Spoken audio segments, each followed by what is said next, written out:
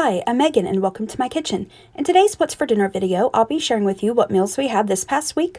Our dinners were easy to make, budget friendly, and delicious. So if you'd like to get some weeknight meal ideas for your family, then just keep watching.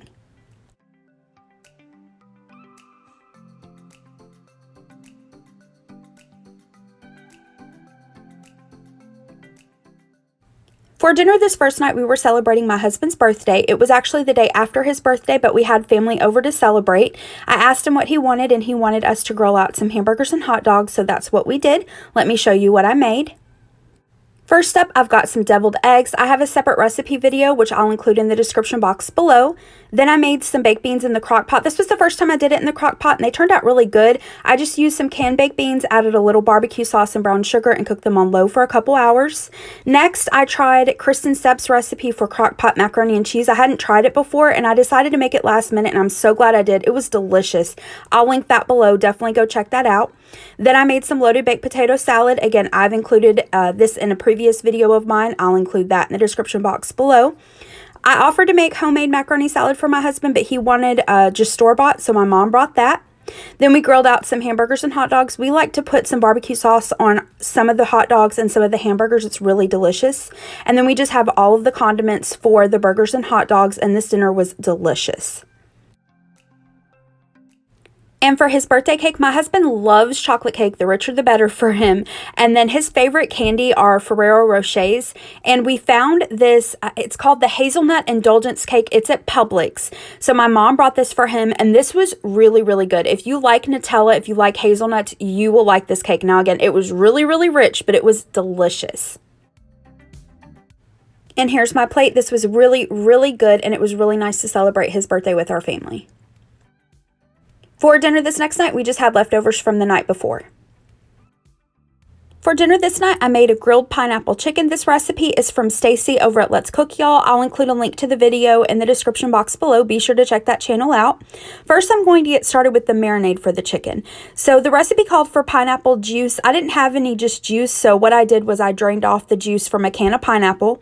I'm going to add that to this saucepan. Next, I'm going to add in the brown sugar, then the soy sauce.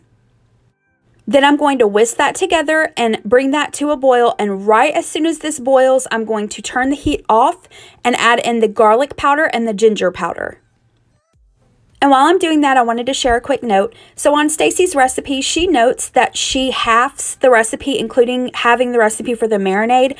I decided to do the full amount because you'll see later, I wanted to thicken this up to make it more like a glaze to pour over the chicken and to pour over our rice.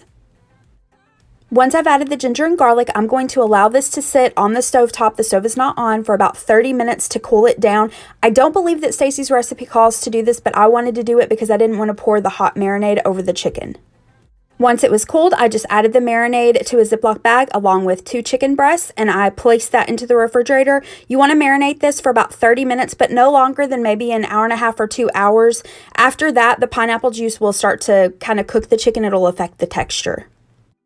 Once my chicken had marinated for about an hour, I drained the marinade away from the chicken. I placed it into the saucepan and I boiled it for probably about 5 to 10 minutes, just making sure that all of the bacteria is out. Then I added a cornstarch slurry. I just did about a teaspoon of cornstarch and a teaspoon of cold water. I'm going to whisk that together and allow that to thicken. And once it thickens, I just removed it from the heat. Next up, I'm making my dad's recipe for coconut rice. This is really easy and super delicious. I'll include the recipe in the description box below with instructions and amounts, but you'll need some cream of coconut. Make sure it's cream of coconut, not coconut water. You'll also need some instant white rice, some water, a little bit of sugar, and some salt, and you basically just mix all of that together and microwave it according to the instructions, but like I said, I'll include the recipe in the description box below. Now I'm going to cook my chicken. You can do this on an outdoor grill if you'd like. I'm just going to use my Cuisinart griddler. I love this thing. It comes in so handy. I'm spraying it with just a little bit of cooking spray because there is pineapple juice in the chicken, so it can get a little bit sticky. I'm going to place my chicken on my griddler and cook this until it's 165 degrees internal temperature. And then I did sprinkle just a little bit of salt on the chicken. I didn't do a lot at all because there is soy sauce in the marinade, but I added just a little bit. So here is my finished glaze, and then once my chicken was done, I took the can of pineapple. I had drained it earlier and used the juice for the marinade, but I took the pineapple and put it on my griddler for a few minutes to have some grilled pineapple. Then I served this with some broccoli. This is just frozen broccoli. I microwaved it and then added a little bit of butter and salt and pepper. And then here's the chicken. So here are the plates. I have the chicken, the pineapple. I drizzled some of that glaze over the chicken. We have the rice and the broccoli. This was really, really good. There weren't a lot of ingredients in the marinade for the chicken, but it was really, really flavorful. And with the rice, it was just really delicious. I really recommend you give this a try. For dinner this next night, we ordered Papa John's pizza. I'm going to blame, jokingly, of course, two of my fellow YouTubers. So I saw recently on Jess and the Boys where they did a Philly cheesesteak pizza, and I believe I saw recently on Budget Bethany's Instagram. I could be wrong about Bethany, but I think it was her that ordered Papa John's. And so as soon as I saw that, I started craving the Philly cheesesteak pizza from Papa John's. So we ordered that. So here is the Philly cheesesteak pizza. I'm not a big fan of green bell peppers, so when we get this pizza, we don't get the bell peppers and we get mushrooms instead. Then we got their Hawaiian barbecue chicken pizza with no raw onions, some of their chicken poppers, and that was dinner this night, and it was really good, and we had leftovers for lunch the next day. For dinner this next night, I made a new recipe for cornflake ranch chicken. This is part of an upcoming collab that I'll be participating in. It's a cereal collab, so be sure to keep an eye out for that video to see how I made the chicken. It was really easy. To go along with the chicken, I'm making a Shoepeg corn salad. Now, this is my mom's friend, Donna. It's her recipe, and when she sent the recipe, it's just a list of ingredients, like many Southern women. No amounts at all. So I'll include her quote-unquote recipe, which again is just a list of ingredients in the description box below, but this is really forgiving. You can really use whatever amounts you like. So to get started, I have 2 cans of Shoepeg corn that I've drained. I'm going to place them into this bowl. Next, I'm going to add in some diced up cucumbers, and again, just add as much or as little cucumber as what you like. Then I'm going to add in some grape tomatoes. I'm just slicing these in half, and they're really large. I'm cutting them into quarters. The recipe calls for bell pepper. It didn't specify a color, but like I mentioned earlier, I'm not a huge fan of green bell pepper, so I'm using some red bell pepper. I just used a little bit. I'm going to finely dice that and add that to the bowl as well. Next, I'm going to add in some green onions that I've chopped up. I start with 2 green onions, but later on off camera, I added a 3rd onion. And again, just chop that up and add that to the bowl. And if you don't like onions, just leave them out. Next, I'm going to add in the mayonnaise. Now, how much mayonnaise you use really depends on how much of the other ingredients you use. If you use a lot of vegetables, of course, you'll need a little bit more mayonnaise. And it also depends on how saucy you like things. So just add mayonnaise according to your preference. I added a little bit less than half a cup.